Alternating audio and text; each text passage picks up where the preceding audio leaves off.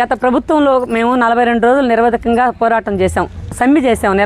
42 రోజులు నిరవధిక నిరాహారదీక్షల్లో పాల్గొన్నాం. ఆ నిరాహారదీక్షలకి గత ప్రభుత్వం వాళ్ళు కొన్ని మినిట్స్ మనకు అమలు చేశారు.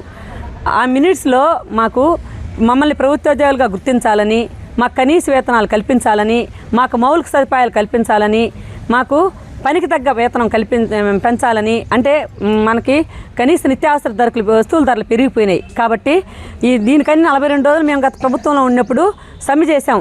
ఆ సమ్మెకి ఆ షామ్యానాల కింద దగ్గరకు వచ్చి ఈ ప్రభుత్వం వాళ్ళు, కోట ప్రభుత్వం వాళ్ళు వచ్చి మన సీఎం గారు అయితే నారా చంద్రబాబు నాయుడు గారు కానీ, లోకేష్ బాబు గారు కానీ, మన పవన్ కళ్యాణ్ గారు కానీ, ఇప్పుడు మన మినిస్టరు మా శిశు సంక్షేమ శాఖ మంత్రి గుమ్మడి సంధ్యారాణి గారు కానీ వచ్చి మాకు కొన్ని హామీలు ఇచ్చారు.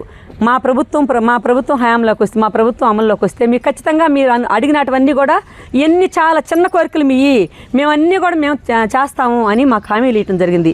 కానీ ఇప్పుడు 1.5 సంవత్సరం పైన అయిపోయింది ప్రభుత్వం వచ్చి. ఎన్నోసార్లు ప్రభుత్వానికి మొరపెట్టుకున్నారు, రాష్ట్ర నాయకులు అయితేమి, జిల్లా నాయకులు అయితేమి, అందరం కూడా. కానీ మా మాట ఇప్పటి వరకు పట్టించుకోవాలా. అదేంటే మేము మీకు ఫోన్లు ఇచ్చామంటారు. ఫోన్లు మేము గ్రామ స్థాయిలో ఉండి లబ్ధిదారుల కోసము వాళ్ళని అబా కార్డులని, అపార్ ఐడీలని అవి చేసేదానికి కేంద్ర ప్రభుత్వం వాళ్ళు అమలు చేసేటవన్నీ రాష్ట్ర ప్రభుత్వం వాళ్ళు చేయాలి కాబట్టి, మాకు ఫీడింగ్ రావాలి కాబట్టి ఫోన్లు ఇచ్చి మాకు పనివారం పెంచారు.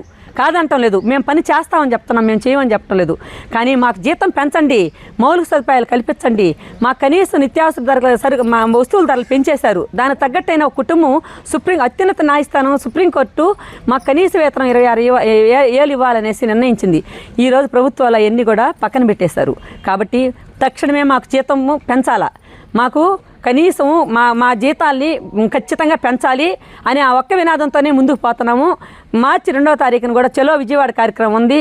ఈ విడతలుగా కార్యక్రమాలు మాత్రం చేయాలనేసి ఇప్పుడు అసెంబ్లీ కార్యక్రమాలు జరుగుతున్నాయి కాబట్టి మా అంగన్వాడీ వాళ్ళ గోడు ప్రభుత్వం దృష్టికి తీసుకెళ్లాలన్న వినాదంతోనే మేము ముందుకెళ్ళి ఇంకా పోరాటాలు కూడా చేయబోతున్నామని అందరి దృష్టికి తీసుకొస్తున్నాం.